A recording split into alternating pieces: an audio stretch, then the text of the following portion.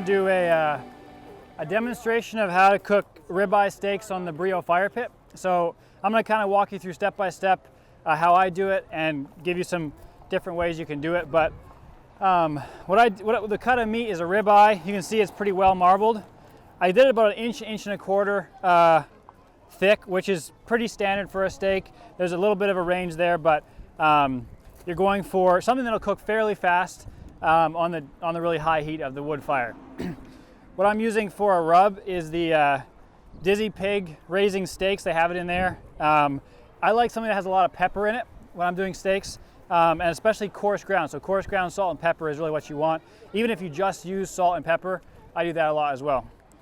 So I usually go pretty liberal because when you're throwing it on the grill, something's gonna be falling off. So I just kind of shake that on both sides. Give it a little bit of a pat just so it kind of adheres to the steak, and then flip them over. The one thing to keep in mind when you have a really nice cut of meat like this that's well marbled and comes from a great butcher is you don't want to over season it, because it's not nearly as thick of a cut as what you're smoking on a lot of the smokers, where you can get away with like a really heavy coating of rub. You need to be careful you don't over salt, over season. You need to let the meat and the fire speak for itself and not kind of overcompensate for that. So that's about what I'm gonna do on these. I've got the grill over the flames already, so it's been heating up while I've been getting everything seasoned, and now I'm just gonna transfer all the steaks to the grill.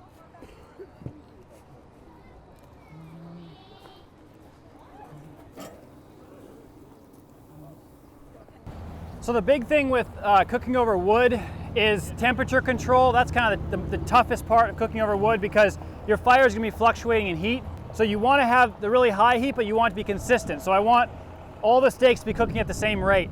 So one way to do that is have a controlled fire so it's not flaring up. You can see it's fairly burned down right now, but it's producing a lot of heat. And then the other way is just to control the height of the grill. So obviously the higher the grill off the flames, the less heat is going to be hitting the steaks. So just looking at this right now, it looks like I want a little bit more heat, so I'm going to drop the grill down even closer to the flames for the searing process. So you can see dropping the grill really got a lot more heat, and that's the goal. You're trying to get a good sear so that when you pull it off, it's got kind of a crust or a bark to it without getting it so burnt before the inside's cooked that you have to pull it off before it's done. So I'm going to be shooting for like a medium to medium rare. It's going to be, they're a little bit different in thickness, so some will be more rare than others. And we have a mixed group, so I'm not really going to be going for one target. Like if I was cooking for myself, it'd probably be a little more rare than what I'll do now, just so that everyone has something they like. So now you can see the amount of heat we're getting there. If I just left it there, it would burn before the inside's done. So I'm going to raise the grill to adjust that temperature.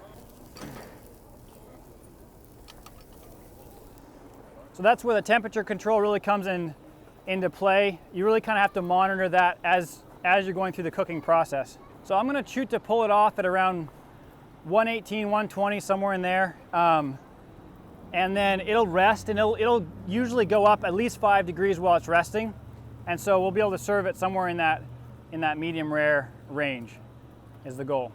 You don't keep track of the time when you're putting it on? Not really, because your fire is going to be so different from time to time. It's all about the internal temperature. You know, sometimes it might take a lot less because of the thickness of the steak, because of what's going on with your fire. So it's really about the internal temperature of the steak is the only kind of fixed point you have to gauge where you're at.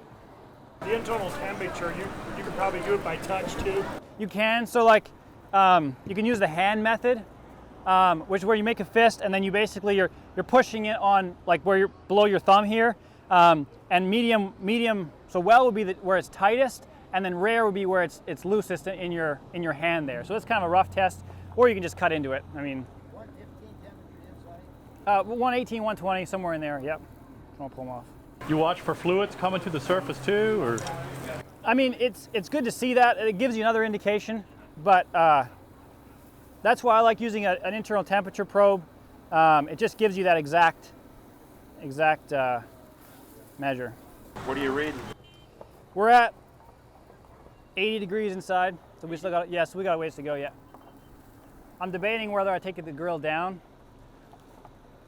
It's kind of walking that tightrope, but I think I'll leave it up for now and just let them finish off. We're at 105 right now. with a cut as thin as that, you'll find that it'll go, once it hits 100, it can go up real fast from there to when you're done. Yeah, we're there. How long do you like to let them rest? 8 to 10 minutes. The longer I cook, the longer I let them rest. I used to just cut them right away, but You couldn't wait. right. So this is a trick I've been doing recently. It's been kind of gaining popularity in wood-fired cooking circles, which is just to do a quick char right on the coals. So you think that that's going to actually get really dirty. It doesn't.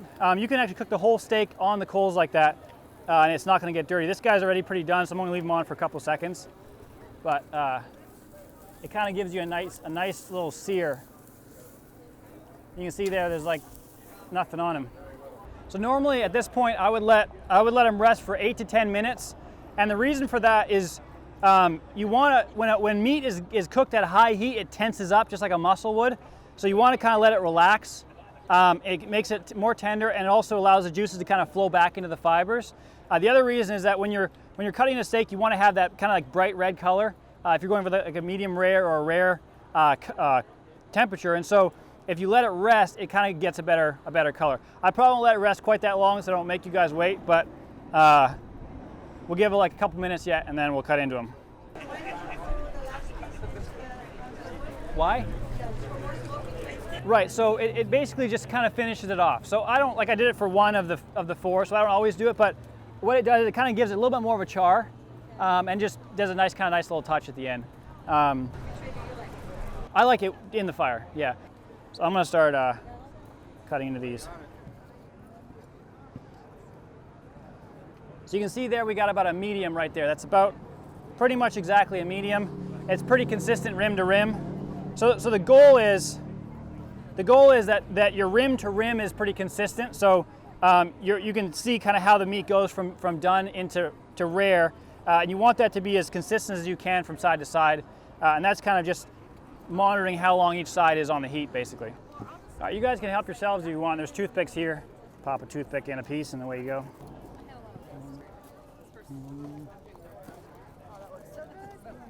Please eat before we eat it all.